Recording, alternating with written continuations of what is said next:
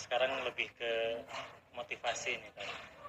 Gimana cara memotivasi diri atau ngelawan rasa malas ketika lagi nge-mall, terus waktu sholat jadi suka malas nyari musola atau di tantar, atau lagi rapat, aduh kagok nih, jadi nunda-nunda sholat. Ini gimana cara memotivasi dirinya? Almaru ala dini khalilih. Seseorang itu kata Nabi tergantung atau sangat dipengaruhi oleh siapa yang jadi temannya. Jadi kalau temennya orang yang senang sholat duha, jalan kemana aja waktunya duha, berhenti dulu, gue pengen sholat duha gitu, itu ke bawah, akhirnya jadi habit.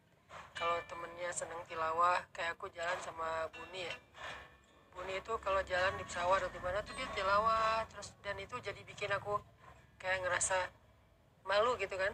Oh, kok dia aja tilawah, kok saya yang katanya ustadz kok malah tidur di pesawat gitu kan. Akhirnya ya tidur.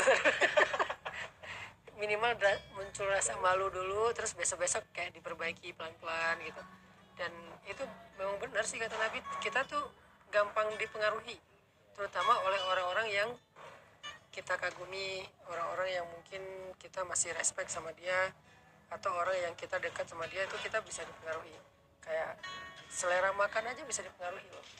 Dulu pas aku awal-awal ke Bandung, aku nggak suka makan makanan yang ada lalap-lalapnya, kayak sayur-sayuran gitu, karena orang Aceh kan makannya santan, daging gitu kan. Makan sayur mentah tuh jarang. Nah, karena di sini teman-teman rata-rata makannya kayak gitu, terus keluarga juga makannya kayak gitu, akhirnya jadi biasa aja, dan bisa menikmati. Terus dulu mungkin senangnya yang santan-santan, sekarang malah nggak seneng lagi yang santan-santan. Dulu senangnya yang aromanya rempah, sekarang malah kayak kayak gitu-gitu udah jadi aduh enak ya gitu. Ini kan selera ini relatif ya, tergantung lingkungan. Nah, dalam masalah makan bisa kayak gitu, termasuk dalam masalah amal soleh.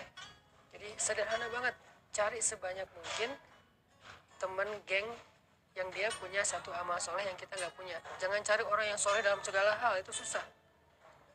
Dia hafiz, dia ulama, dia mujahid, dia orang yang dermawan, dia apa, susah nyari yang kayak gitu.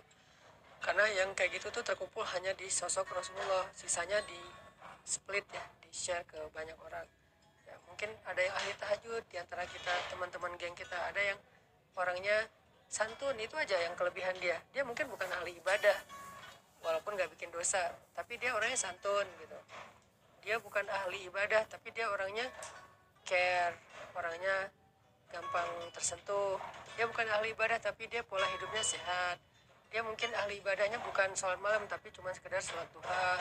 Dia tuh zikirnya bukan tilawah yang banyak berjus-jus, tapi dia kayak tangannya gini-gini terus, zikir terus. Nah, orang-orang kayak gini kalau banyak yang jadi geng kita, kita sedikit demi sedikit akan terpengaruhi oleh pola hidup mereka, dan itu akan membentuk habit. Kalau udah jadi habit kan ya nggak jadi paksaan lagi ya, dan nggak perlu diniatin serius-serius sama gua mau sholat duha, nggak perlu, udah habit aja, asal waktu jam segitu duha udah jadi lancar santai. Sama kayak teman kita yang seneng baca, kita jadi ikut. Yang seneng nonton apa, kita jadi ke bawah. Ya kayak aku berteman sama Enong, dulu kan aku nggak kenal skateboard, tapi karena Enong seneng main skate, akhirnya aku jadi bukan terpaksa main skate, jadi ikut seneng gitu, kayak oh seru juga ya gitu. Tapi kalau aku kenal sama siapa lagi kayak gitu, seneng nongkrong ya nongkrong. Jadi almaru ala dini khalilih, itu benar banget, Nabi nggak mungkin salah. Seseorang itu dipengaruhi oleh siapa yang jadi temannya.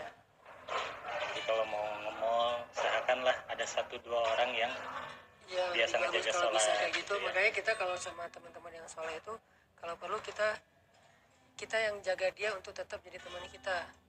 Jangan gampang ilfil, jangan gampang bete. Mungkin dia nggak seru kayak yang lain, tapi dia yang jaga kita tentang urusan agama kita.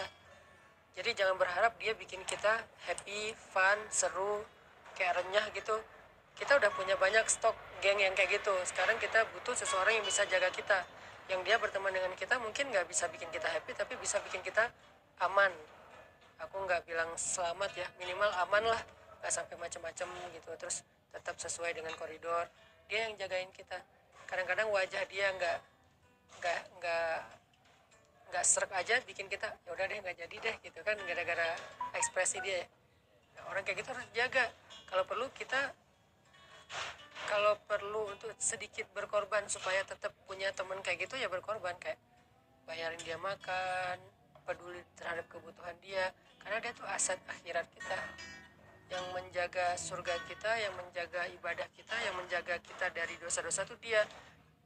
Jadi kerjaan dia itu adalah jagain kita, dan nggak ada angka yang yang sesuai untuk membayar itu, tapi setidaknya kita kayak menghargailah kebaikan dia supaya dia tetap, walaupun dia nggak mengharapkan itu, tapi supaya dia makin sayang sama kita, makin itu harus